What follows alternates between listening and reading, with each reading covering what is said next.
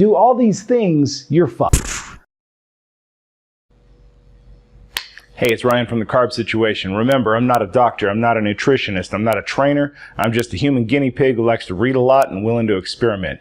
If you go on the journey with me, maybe you'll learn what I learned. Oh yeah, and I curse a lot. Let's do this.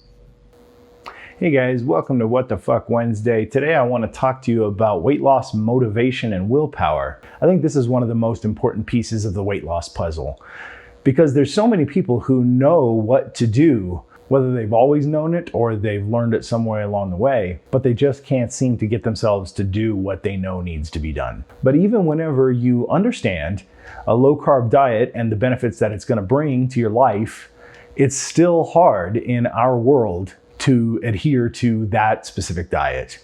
And so today I want to talk about a few tricks and tips to help get us over the hump in that regard. So when it comes to motivation and willpower to do the right thing, to skip the dessert or to decide not to drink the beer or whatever it may be, I think the first step we want to take into account is to find the right why. Why are you doing this? That sounds very simple, like, well, because I want to be healthier.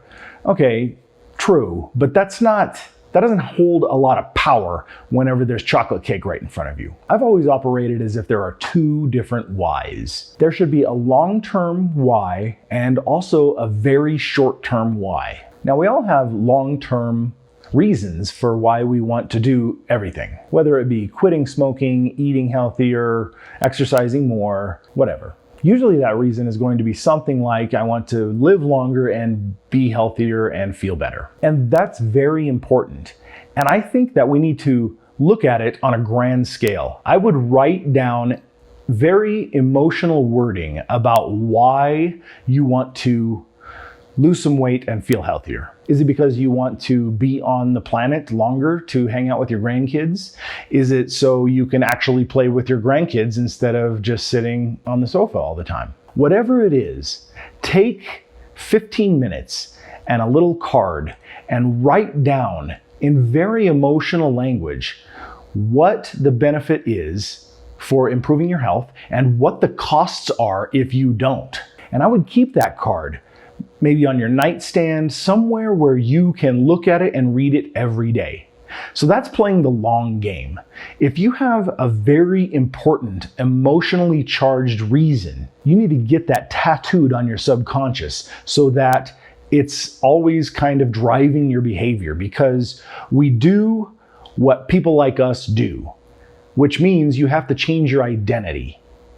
If your identity becomes that of a healthy person, then you will do things that healthy people do. But to change your identity to one of a healthy person, you have to train your subconscious by reading something very important or saying it out loud, or probably both, daily. So that's the long game. That's the big why as to why we're doing this. But reading a card a few times that's very important like that is not going to get you to skip the chocolate cake. So we also need a short-term why, something that we know is going to benefit us right now. You see, our brain works in an instant gratification vacuum all the time, especially with the way our world has transformed to where everything can be done in an instant. So whenever you're weighing two options, eat the dessert or skip the dessert, something like, I'll be able to spend more time with my grandkids, that doesn't spark the same kind of fire inside your brain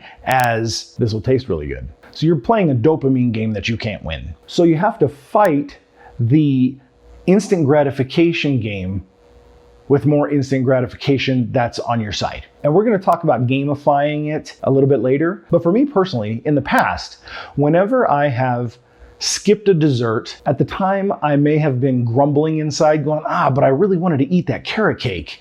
But okay, fine, and I've talked myself into it somehow. When I get home later that evening, I feel really proud that I made that decision. It sounds silly, but that is the instant gratification that I'm trying to get next time. So when I have a little micro win, like I skip the dessert, maybe I won't do it right there in the restaurant, but somehow privately, I'm gonna really celebrate that. I'm like, yeah, that's like me. That's what I do. And I really get charged up about it. Now, it's something silly, like, wow, you skipped a carrot cake, big fucking deal. But the more you can charge that win and celebration with emotion, the more your brain is going to latch onto that, like, man, that really felt good. And that, believe it or not, is a similar instant gratification as the taste of the chocolate cake. Another example would be exercise. Now, I've preached about the fact that if you don't clean up your diet and you just try to exercise more, it's not going to work. But once you have your diet cleaned up and you're exercising to turbo boost your weight loss and get your body into a better state, sometimes you don't want to exercise. You don't feel like it. I've been there thousands of times. Each time that I have somehow forced myself to exercise anyway, trudging through the prep, getting dressed and stretching, and I just don't feel like being here and doing this, but I have a rule. It's okay to suck, it's not okay to skip. After I'm into the workout, everything gets pumped up and your workout goes fine anyway. But after I'm done, I have that similar gratifying feeling. Oh man, I feel great. I am so glad I forced myself to do that. And I really celebrate that moment like, yes, that's like me. Okay, so what I'm trying to get at is when we do a good thing that promotes our health, we want to really overly celebrate it and kind of trick our brain into, man, that was the most awesome fucking thing that's ever happened.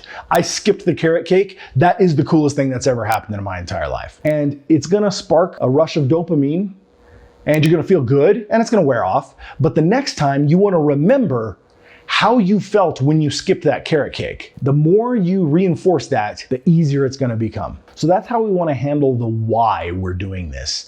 If you have the correct why, the how becomes very easy. So get that big long-term why in check. Really emotionally feel 20 years from now if you improve your health, and write it down and look at it often. And get that tattooed into your subconscious so that you start becoming a healthy person and doing what a healthy person does. You also want to set up little micro wins that happen immediately when you take the right actions. When you exercise, you're gonna feel great. It just makes your body feel amazing right when you exercise. That's instant gratification right there. If you do something smart with your diet, celebrate that shit big time. Overly celebrate it, even if it's just in your head. That is another instant gratification rush of dopamine that you're gonna wanna latch onto. Do it over and over and over again. Every time you do something smart, every time you plan a meal instead of just waiting until you're hungry, as soon as you're done planning a meal, that's like me. That's what I do. Every time you drive past a fast food restaurant, whenever you would love to go in there and get a chocolate shake, that's like me. That's what I do. I don't fuck with those guys anymore. Celebrate that shit and give yourself that instant gratification, and you're really gonna start to enjoy the results of healthy choices. So the next strategy I wanna talk about for maintaining willpower and motivation is play offense, not defense. You see, your willpower is like a tank, and it fills up every morning while you sleep. And when you wake up, every decision that you make throughout the day drains that willpower. And sometime during the day, it's going to be depleted. Now, some people have lots of willpower and they can go all day and still have willpower left.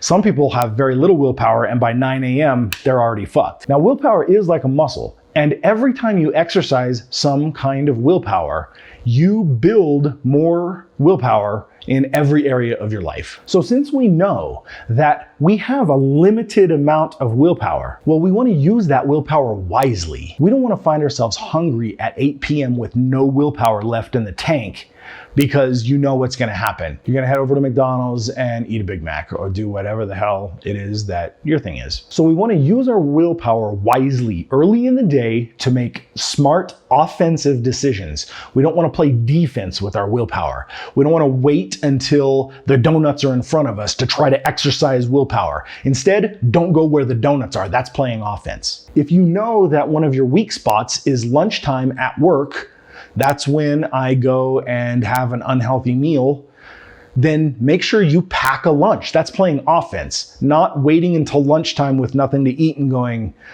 boy, I hope I can resist the pizza at the cafeteria. That's playing defense. We don't want to do that. Another good example is what is in your cupboards, what is in your kitchen, in your refrigerator. Whatever that is, if it's junk, get it the fuck out of there. That's playing offense. Get the junk out of your house so that you don't have to open the freezer and look at the ice cream and hope you still have enough willpower in the tank to resist that ice cream. That would be playing defense. Just don't have the damn ice cream. Okay, so I hope that makes sense. Play offense with your willpower. Plan ahead. Do smart things and make wise decisions while you have the willpower so that later it's automatic and you don't have to worry about it. If you've packed your lunch and it's a healthy lunch, then when it comes to noon at work and you have no more willpower because jackasses have depleted it all morning long, well, you don't have to go into the cafeteria and eat the pizza. You already have a lunch. That was smart. You made it before you went to work, and that's playing offense, not defense. All right, the next strategy is gamifying and measuring. What gets measured gets managed. If you are keeping track of what you're putting in your body, then you're much more likely to make wise decisions. If every time you open up that app and you have to check the carb count on Carb Manager and it says F, avoid this food at all costs, just that simple act will change your behaviors at least a little bit. So if you measure it, it's going to give your brain some kind of incentive to do better things. Because even if you're the only one reading it, you're going to want to have smart decisions down in your app or on paper. And if you really want to go balls to the wall, share it with people and be honest, because if you lie, then you're only screwing yourself. I mean, there's no test to pass here. So I would say check out Carb Manager or at least MyFitnessPal. If you're old school, write it down. And that's already going to be a great step for making smarter decisions. The next part that's kind of like this is called gamifying.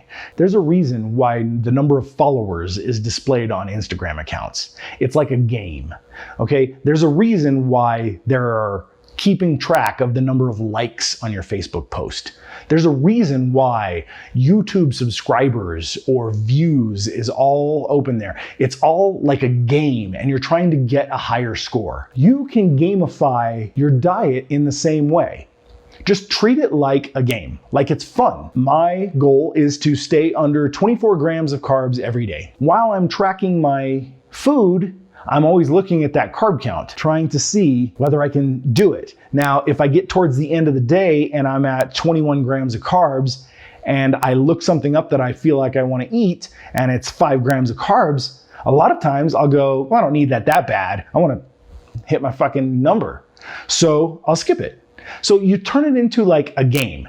And if you want to, you can turn it into a game with a partner, whether it be your spouse, your friend, your sibling, whatever. Make your own rules and have fun with it and see about winning the game. You would be surprised at how competition brings out the best in so many people. So remember, measure your food intake and make it a game. Okay, the next thing I want to talk about is setting goals. One of the main stumbling blocks that people come across is they set too lofty goals too early. So imagine if you're a person who wants to get in shape. You haven't exercised a day in your life for the last 10 years. If you decide, that's it, I'm gonna get in shape, I'm gonna start running 2 hours a day, 6 days a week, let's do this.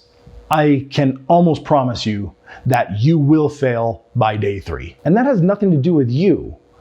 It has to do with humans. We can't bite off that much. The same thing goes with several different goals. If we have tons and tons of goals, okay, I'm gonna get my life together. I'm gonna start eating right, I'm gonna start exercising, I'm gonna learn how to play an instrument, I'm gonna learn a new language, I'm gonna start getting up at 4 a.m., I'm gonna do all these things, you're fucked, okay? So what you wanna do is you want to make the game easy for you to win. If you win the game, the goal game, it will incentivize your brain to keep playing. So have a floor and a ceiling when you set your goals. The ceiling is what you aspire to right now. And the floor is the minimum that you have to put in every day. And you want to make this very, very easy to accomplish. Now, you don't want to start letting yourself off the hook, but you won't. Don't worry about that right now. So let me give you a couple examples. A few years ago, I decided I wanted to have some kind of exercise in my life to start my day. Nothing big, just something to kind of get my body moving. So I thought to myself, okay, how about like 15 minutes of yoga, 20 minutes of calisthenics or something like that? Well, I understood that that was probably a very lofty goal for me at that time because I hadn't been doing shit. So I said, okay, bare minimum, I will do 1 push-up every day. And sure enough, when you find yourself in the middle of 1 push-up, it always turns into 10 or 20 or sometimes 50, whatever it is. Sometimes just a few, but I always hit my floor every day. I always get that one push-up in. A lot of the days, I hit my ceiling, which is I'll do about 20 push-ups, I'll stretch, and then I'll also work out. I'll do strength training or a bicycle ride or something like that. But every day, for sure, I'm gonna hit that fucking floor. I'm gonna do my one push-up. And I would recommend using an app. I use Habit Bowl. It keeps track of it. It's just like the Seinfeld calendar. Once you get a streak going, you don't want to break that streak. And you make it very easy to win. You're making the rules, so make the rules of the game easy to win. But let me give you another example. For carbohydrate counting, maybe for my floor, I want to stay under 50 grams every day. And for my ceiling, that's a 0 carb day. Make sure that you can always hit your floor and then track it and hit that shit every day. So you want to make small goals, small incremental goals. That will help you win the game. And the more you hit those little teeny tiny targets, it may not seem like much, but what you're doing is you're training your brain to trust yourself. Say, okay, I made another little goal and I hit it. I hit another goal. I hit another little goal. And after a while, when you set goals, your brain starts to understand, I can hit this shit.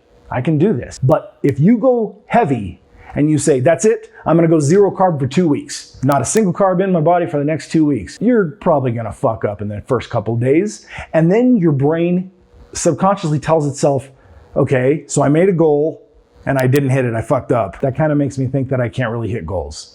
So then maybe you have the balls to try it again. Okay, I'm gonna start over.